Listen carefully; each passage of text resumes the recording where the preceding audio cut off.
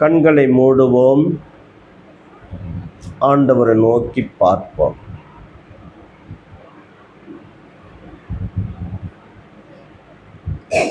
உம்மை கூப்பிட்டேன் ஏசையா, என் அலச்சலை பாருமே. உம்மை கூப்பிட்டேன் ஏசையா, என் அலச்சலை பாருமே. என் கண்ணீரை தூரத்தில் வையும், உம் கணக்கில் அல்லவோ. என் கண்ணீரை தூரத்தில் வையும், உம் கணக்கில் அல்லவோ. உம் கணக்கில் அல்லவோ. உம் கணக்கில் அல்லவோ. நீங்க பேசுங்க ஆவியானவரே, நாங்கள் கேட்கிறோம். என் ஆண்டவர் இயேசு எங்களுக்காய் அடிக்கப்பட்டு நொறுக்கப்பட்டு இரத்தம் சிந்தி ஜீவனை விட்ட இந்த நாளை நாங்கள் பரிசுத்தத்தோடு கூட உங்களை தொழுது கொண்டோம். இப்போது உங்களுடைய வார்த்தைகளுக்காக உங்களை நோக்கி பார்க்கிறோம். அடியனுக்கு ஒன்றும் தெரியாது, உங்கள் பாதத்தில் வைக்கிறேன். நீங்கள் பேசுங்க, நாங்கள் கேட்கிறோம். இயேசுவின் நாமத்தில் பிதாவே, ஆமேன், ஆமேன், ஆமேன். உட்கார். ஆண்டவராகிய இயேசுவின் நாமத்தினாலே உங்களை வாழ்த்துகிறேன். கர்த்தர் நல்லவர். ஆமேன் சொல்லுங்க. அவருடைய இரத்தத்தை குறித்து நல்ல ஒரு ஆராதனை தம்பி கிப்சன் அவர்கள் நல்ல ஆவியிலே நடத்தினார். இந்த ஆராதனை ஆண்டவருக்கு உகந்ததாய் இருந்தது. ஒரு ஆமேன் சொல்லுங்க. நல்ல ஆவியில நிரம்பி தெய்வத்தை தொழுது கொண்டோம். ஆண்டவர் நாமத்தை மகிமைப்படுத்தி உயர்த்தினோம். அவர் இரத்தத்தை ஆராதனை செய்தோம். அவர் இரத்தத்தை பாடணும், உயர்த்தணும். அவர் இரத்தமே நமக்கு விடுதலையாய் காணப்பட்டது. ஒரு ஆமீன் சொல்லுமா?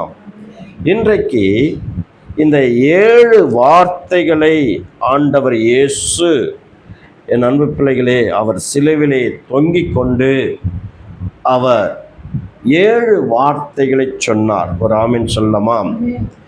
7 வார்த்தைகளிலே நாம் வாசித்து விட்டு கடந்து சென்று நாம் மற்ற வசனங்களை நாம் பார்க்க போகிறோம்.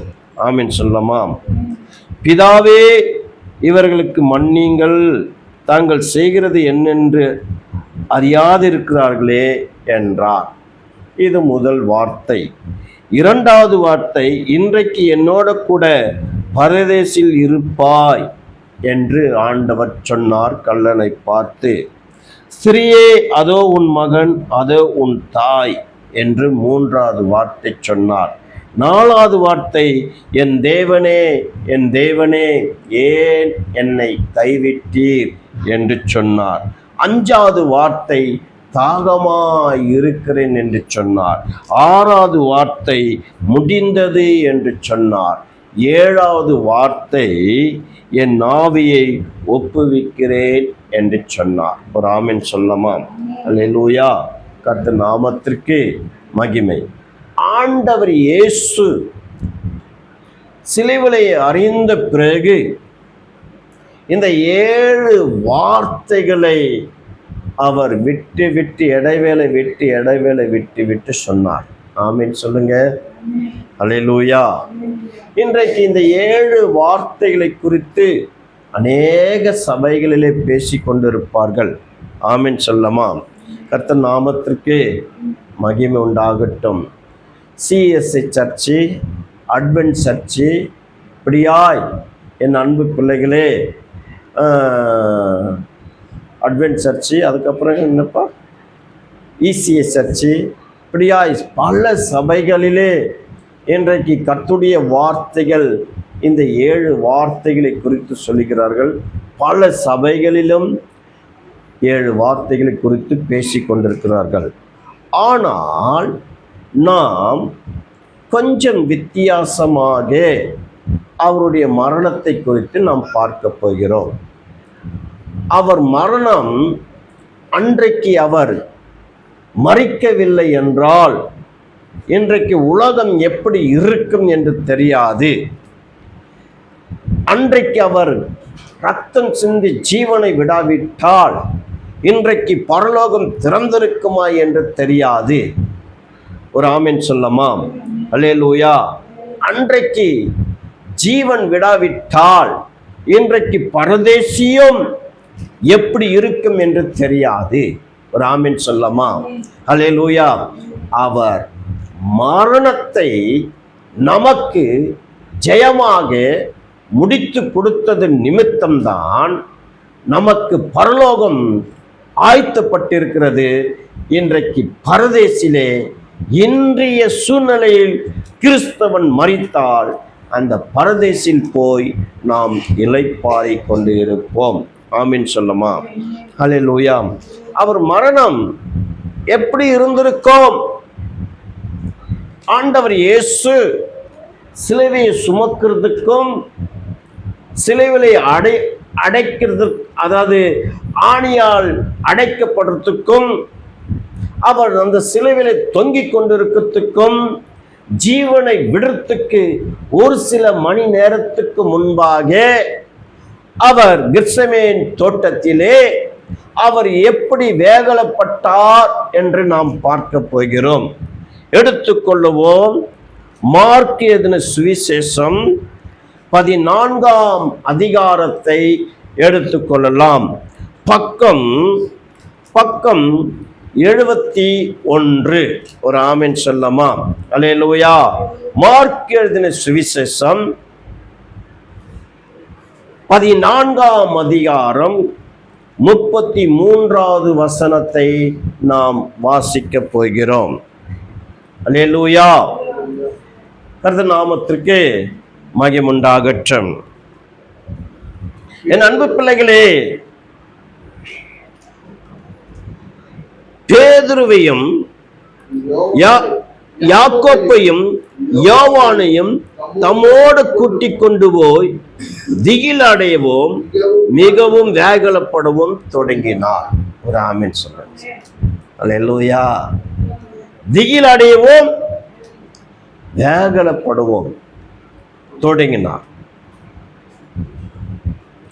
இதே வார்த்தை லூக்கால என்ன சொல்லப்படுகிறது என்று பார்க்கலாம். கர்த்தர் நாமத்திற்கு மகிமை. இதே வார்த்தை லூக்கால என்ன சொல்லப்படுகிறது? 22வது அதிகாரத்தை எடுத்துக்கொள்ளுவோம். 22ஆம் அதிகாரம்.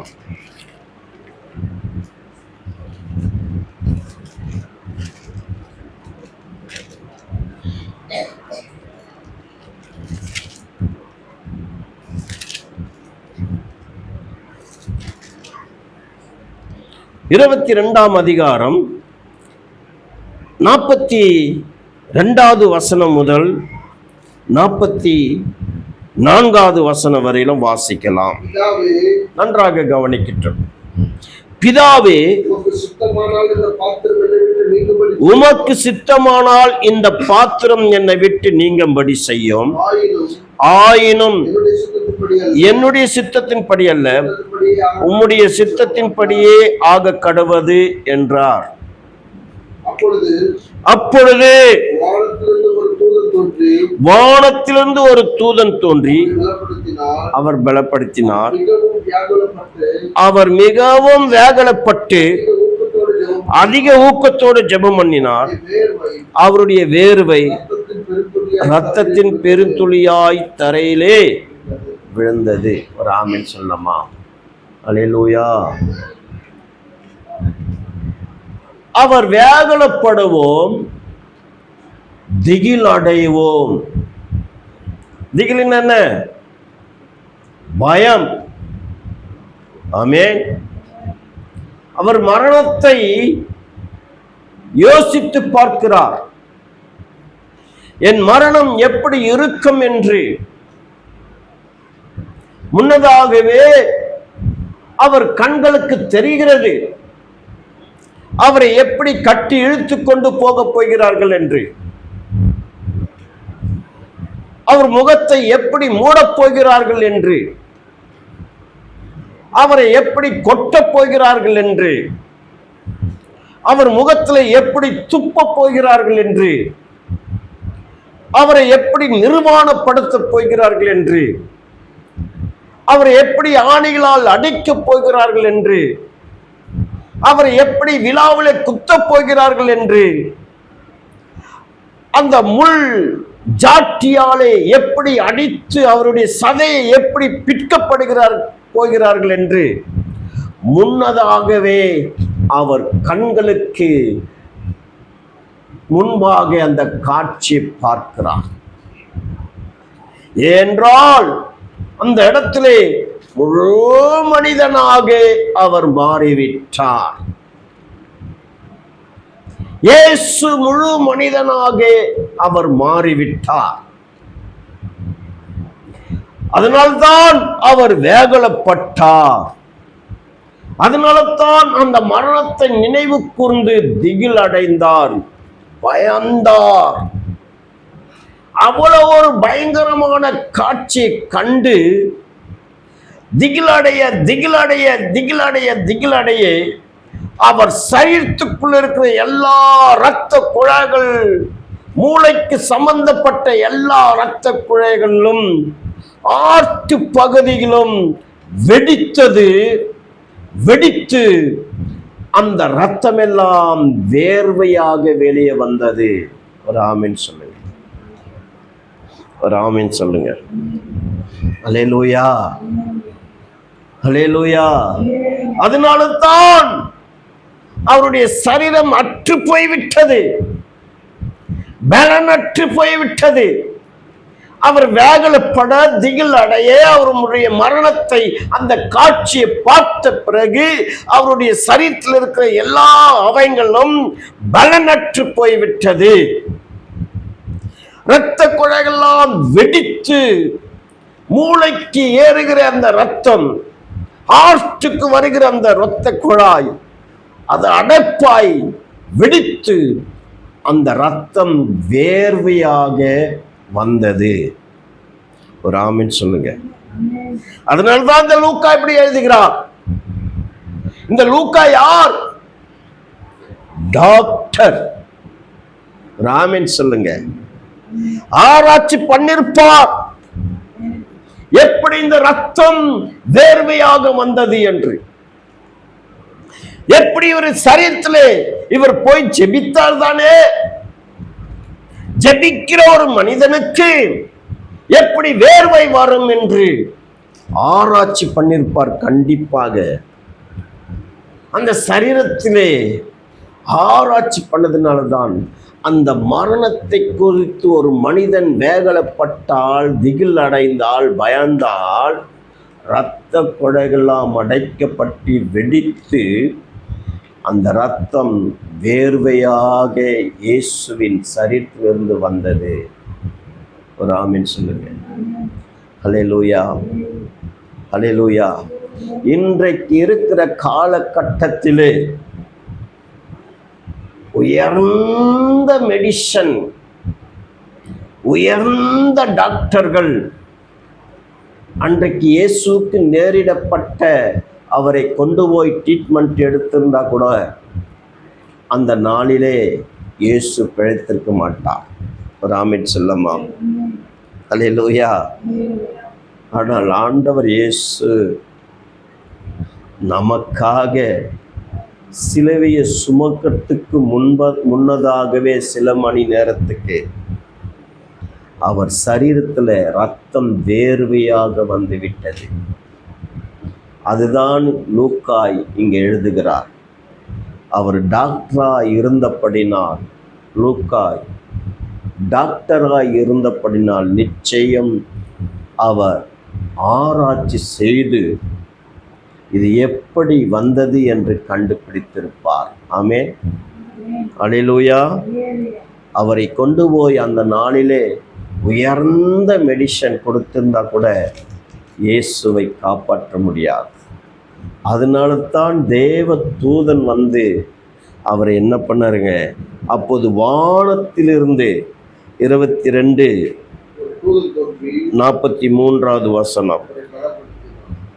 அப்போது வானத்திலிருந்து ஒரு தூதன் தோன்றி அவரை பலப்படுத்தினார். அங்கே போயிடுச்சு ஜீவன், பலனற்று போய்விட்டது கெர்சமேன் தோட்டத்திலேயே. இந்த ஜனங்கள் விடமாட்டார்கள், சிலுவையை அறிய வேண்டும் என்று தீர்ப்பு வந்தது நிமித்தம், இந்த சிலுவையை எப்படி சுமக்க போகிறார் என்று தீர்ப்பு வந்தது நிமித்தம் இன்னும் பல மணி நேரம் அவருக்கு சித்திரவதை இருக்கிறது. அவரை எப்படியெல்லாம் கொடுமை பண்ண வேண்டுமோ அதை கொடுமைப்படுத்த அவருக்கு பலன் இல்லையே, கொடுமைப்படுத்த போகிறார்கள், இதை தாங்கிறதுக்கு பலன் இல்லையே என்று தேவ தூதனுக்கு அவர் கட்டளையிட்டார். ஆமென் சொல்லுங்க. அல்லேலூயா, அல்லேலூயா, அல்லேலூயா. அதனால்தான் வானத்திலிருந்து ஒரு தூதன் வந்து அவரை பலப்படுத்தினான். ஒரு ஆமென் சொல்லுங்க, ஒரு ஆமென் சொல்லுங்க. மேலே 42 என்ன சொல்லுது? பிதாவே உமக்கு சித்தமானால் இந்த பாத்திரம் என்னை விட்டு நீங்கும்படி செய்யும், ஆயினும் என்னுடைய சித்தத்தின்படி அல்ல உம்முடைய சித்தத்தின்படியே ஆக கடவது என்று செபித்தார். ஆமென் சொல்லுங்க. அல்லேலூயா. தேவ தூதன் வந்தார், ஆண்டவர் இயேசுவை பலப்படுத்தினார். இந்த பலன் எதற்காக என்றால் சிலுவையை சுமக்க வேண்டும், அடிக்க போகிற அடிகளை தாங்க வேண்டும், முள் ஜாட்டியால் அடிக்கிற அந்த 39 அடியை தாங்க வேண்டும், சரீரத்தில் சதை பிச்சு கொண்டு வருகிற அந்த காட்சி தாங்க வேண்டும், முள்முடியை அவர் தலையில சூட்டப்படுகிற அந்த முள்முடி அது சாதாரண முள் இல்லைங்க, விஷ நிறைந்த முள். அந்த முள்ளை ஆராய்ச்சி செய்யும் போது கையிலே குத்தி பார்த்திருக்கிறார்கள். அந்த முள் குறைஞ்சபட்சம் 4-5 தினங்களுக்கு அந்த வலி தாங்க முடியாத வலியாய் காணப்பட்டதாம். இயேசுவின் தலையில எத்தனை முள்ளு பாய்ந்ததில் பாருங்க. எதற்கு? நாம் சிந்தனையிலே பாவம் செய்தது நிமித்தம். அதனால தான் முள்முடி. நாம் போகக்கூடாத இடத்துக்கெல்லாம் போனது நிமித்தம் காலில் ஆணி, செய்யக்கூடாத காரியங்கள் கரத்தில் செய்தோம், அவர் கரத்தில் ஆணி, இருதயத்தில் நினைத்த பாவங்களுக்காக அவருடைய விழாவில குத்தப்பட்டார்கள் ஈட்டியால். எவ்வளோ ஒரு கொடுமையாய் நாம் அனுபவிக்க வேண்டிய அந்த காரியங்கள் இயேசு அனுபவித்தார். என் அன்பு பிள்ளைகளே, ஏன் அந்த பஸ்கா நாளிலே அவர் அவசரமாய் அந்த பாடுகளை அனுபவிக்க வேண்டும் என்று விரும்பினாரோ? 430 வருடம் முடிந்த அந்த நாளிலே இஸ்ரவேல் ஜனங்களை பாவம் நிறைந்த அந்த எகிப்து தேசத்திலிருந்து விடுதலை கொண்டு வரும்படியாய் அன்றைக்கு எப்படி அந்த பஸ்காவை கொண்டாடினார்களோ, அந்த பஸ்கா 7 பண்டிகைகளிலே ஒரு பெரிய பண்டிகை, அதுதான் மூத்த பண்டிகையாய் காணப்பட்டபடினால் அந்த பஸ்காவிலேயே தன்னை அவர் மரிக்க வேண்டும் என்று உன்னை மீட்டெடுக்கும்படியாக. ஒரு ஆமென் சொல்லமா? அல்லேலூயா. கர்த்தர் நாமத்திற்கு மகிமை உண்டாகட்டும். எப்படி அந்த எகிப்திலிருந்து விடுதலையாக்கி அந்த கானான் தேசமாகிய பரலோகத்துக்கு கொண்டு போக வேண்டுமோ, அப்படியாய் இயேசு உன்னை பரலோக ராஜ்யத்துக்கு முத்திரையிட அவர் அவசரமாய் எல்லா காரியங்களும் செய்து முடித்த பிறகு அந்த பஸ்காவிலே ஜீவனை விடும்படியாய் அவர் ஆயத்தமாய் காணப்பட்டார். ஒரு ஆமென் சொல்லுங்க. அல்லேலூயா, அல்லேலூயா. என் அன்பு பிள்ளைகளே, அந்த நேரத்தில் அவருக்கு ஆறுதல் சொல்ல ஒருவரும் இல்லை. தன்னந்தனியாய் அவர் நின்று கொண்டிருக்கிறார். அந்த கோர்ட்ல தீர்ப்பு சொல்லும் போது கூட ஒருவரும் இல்லை. இன்றைக்கு நடக்கிற கோர்ட்டுக்கு போனால், சுப்ரீம் கோர்ட், ஹைகோர்ட்டுக்கு போனால், அந்த கூண்டில் நிற்கும்போது பக்கத்திலேயே உறவினர்கள் இருப்பார்கள். அவனுக்கு கொஞ்சம் ஆறுதலாக இருக்கும். இயேசுக்கு தீர்ப்பு சொல்லும் போது ஒருவரும் இல்லை. ஆமென். இருந்த சீசர்கள் கூட ஓடிவிட்டார்கள். நான் உனக்காய் மரிக்க வேண்டிய சூழ்நிலைகள் வந்தாலும் இப்படி நான் நிலைநிற்பேன் என்று சொன்ன பேதுரு கூட சத்தியம் பண்ணவும் சபைக்கவும் அவன் மாறிவிட்டான். காட்டி கொடுத்த யூதாஸ் நாண்டு கொண்டு செத்தான். என் அன்பு பிள்ளைகளே, மறுதலிக்கிறவர்களும் காட்டி கொடுக்கிறவர்களும் இந்த நாளை அவர்களுடைய வாழ்க்கையும் எப்படி இருக்கும் என்று பாருங்கள். ஆண்டவர் இயேசு அவர் கடைசி நேரத்தில்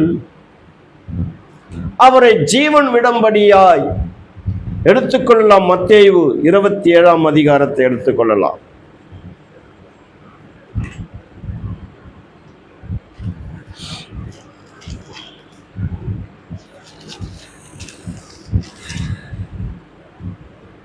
ஐம்பதாவது வசனத்தை எடுத்துக்கொள்வோம். 50லிருந்து 54 வரையிலும். இயேசு மறுபடியும்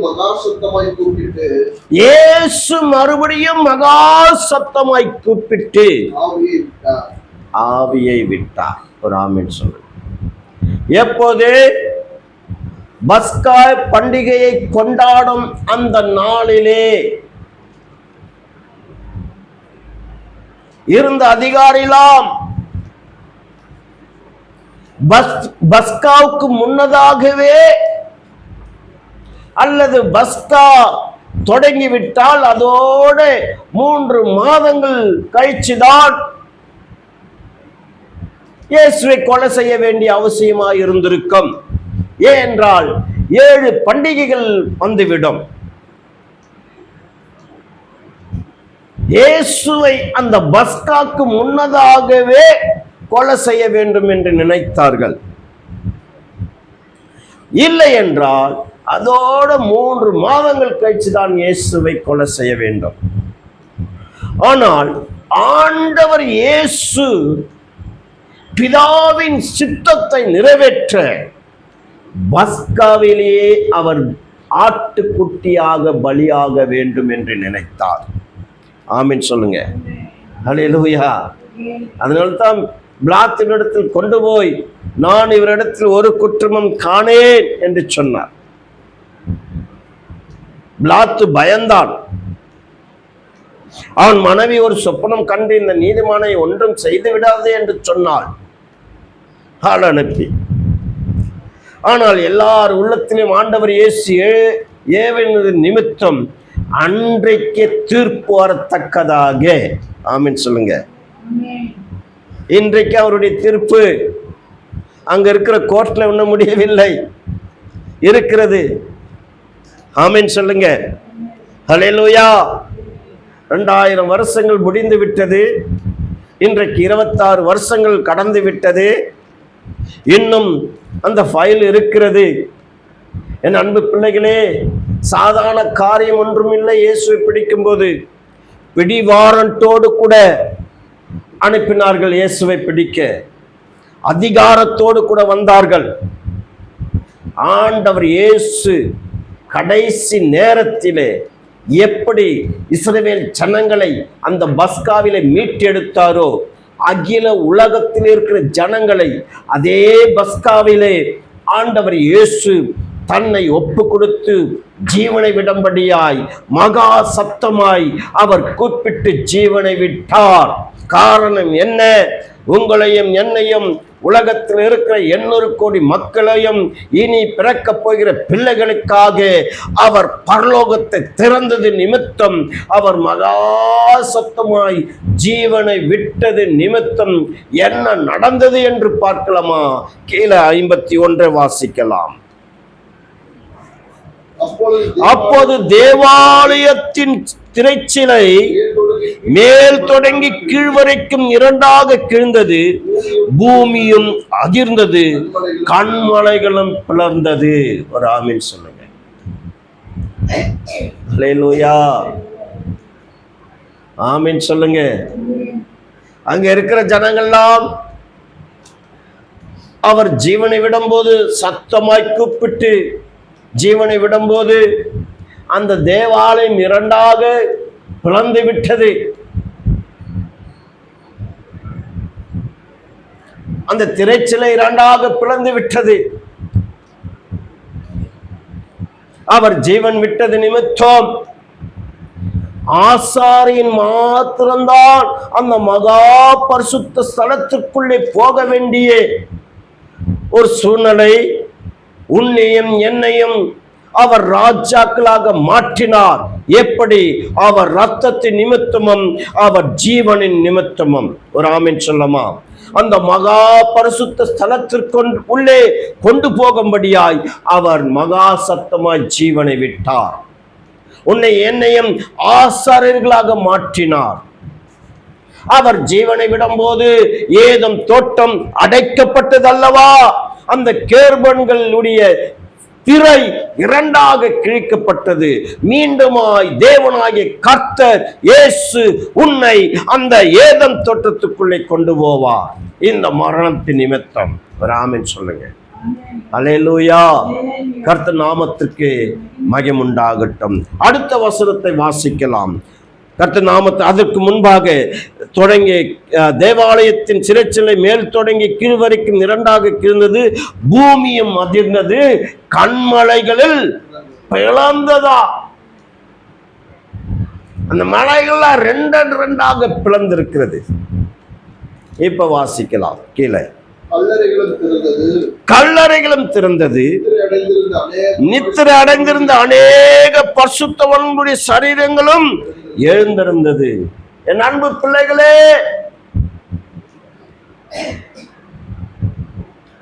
அவர் ஜீவனை விடும்போது கல்லறைகள் பிளந்தது. அநேக பரிசுத்தவான்கள் உயிரோடு கூட எழுந்தார்கள். எவ்வளவு ஒரு அதிசயம், எவ்வளவு அற்புதம்! அங்க இருக்கிற ஜனங்கள் எல்லாரும் கண்டிருப்பார்களே, பார்த்திருப்பார்களே. சிலுவிலே அறிய வேண்டும் அறிய வேண்டும் என்று கூக்குரலிட்டு ஜனங்கள் பார்த்திருப்பார்கள். பரிசேயன், ஆசாரியன், லேவியன், நூற்றுக்கு அதிபதியுடைய வேலைக்காரன், பிலாத்து, ஏரோது எல்லாரும் பார்த்திருப்பார்கள். தேவாலயம் கிழிக்கப்பட்டது, கல்லறைகள் பிளந்தது, மலைகள், குன்றுகள், கண்மலைகள் பிளந்தது, பூமி அதிர்ச்சிகள் உண்டானது, மரித்த பரிசுத்தவான்கள் உயிரோடு எழுந்தார்கள் என்று எவ்வளவு ஒரு அவனுங்களுக்குள்ளே ஒரு பயம் உண்டாயிருக்கும் பாருங்க. அடுத்தது, அவர் உயிர்த்தெழுந்த பின்பு இவர்கள் கல்லறை விட்டு புறப்பட்டு பரிசுத்த நகரத்தில் பிரவேசித்து அநேகருக்கு காணப்பட்டார்கள். ஒரு ஆமென் சொல்லுங்க. எல்லா ஜனங்களும் இவர்கள் எப்போ மரித்தார்கள் என்று தெரியாது, அதை சொல்லல. எந்த வயசுல மரித்தார்கள் என்று அதை சொல்லவில்லை. இயேசு கிறிஸ்து ஜீவனை விடும்போது இவர்கள் உயிர்த்தெழுந்து, ஆமென் சொல்லுங்க, நகரத்துக்குள் ஊருக்குள்ள போய் அநேக ஜனங்கள் பார்த்தார்கள். ஒரு ஆமென் சொல்லமா? அல்லேலூயா, அல்லேலூயா. கர்த்தர் நாமத்திற்கு மகிமுண்டாகட்டும். அவர் உயிர்த்தெழுந்த பின்பு அவர்கள் கல்லறைகளை விட்டு புறப்பட்டு, அவர் உயிர்த்தெழுந்த பின்பு, இயேசு உயிர்த்தெழுந்த பின்பு அவர் கல்லறைகளை விட்டு புறப்பட்டு பரிசுத்த நகரத்தில் பிரவேசித்து அநேகருக்கு காணப்பட்டார்கள். ஆமென் சொல்லுங்க. அல்லேலூயா. உன்னையும் என்னையும் நீ மரித்தாலும் உயிர்ப்பிக்கும்படியாய் அவர் மரணத்திலேயே தெரிவிச்சிட்டார். ஒரு ஆமென் சொல்லமா? அல்லேலூயா. கர்த்தர் நாமத்திற்கு மகிமுண்டாகட்டும். அடுத்த கடைசி வசனம்.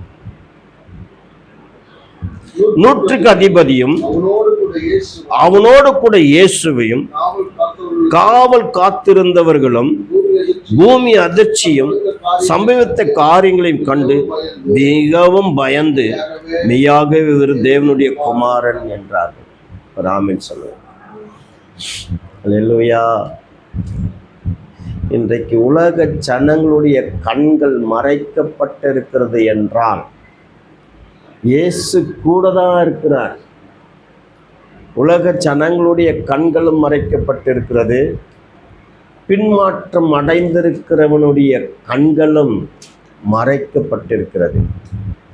ஆனால் இங்கே கிறிஸ்துவை அறியாத ஜனங்கள் இவர் மெய்யாகவே தேவனுடைய குமாரன் என்று சொன்னார்கள்.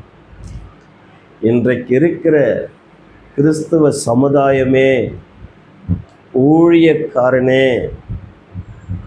எல்லா ஊழியக்காரர்களும் இல்லை, எத்தனையோ பரிசுத்தவான்கள் இருக்கிறார்கள்.